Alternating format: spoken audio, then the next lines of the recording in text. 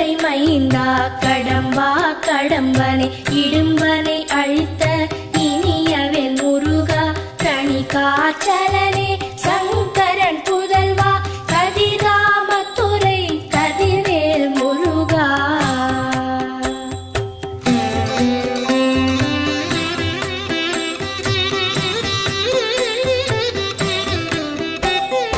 பழனிபதி வாழ் பாலகுமாரா ஆவினன் குடிவாழ் அழகிய வேலா செந்தி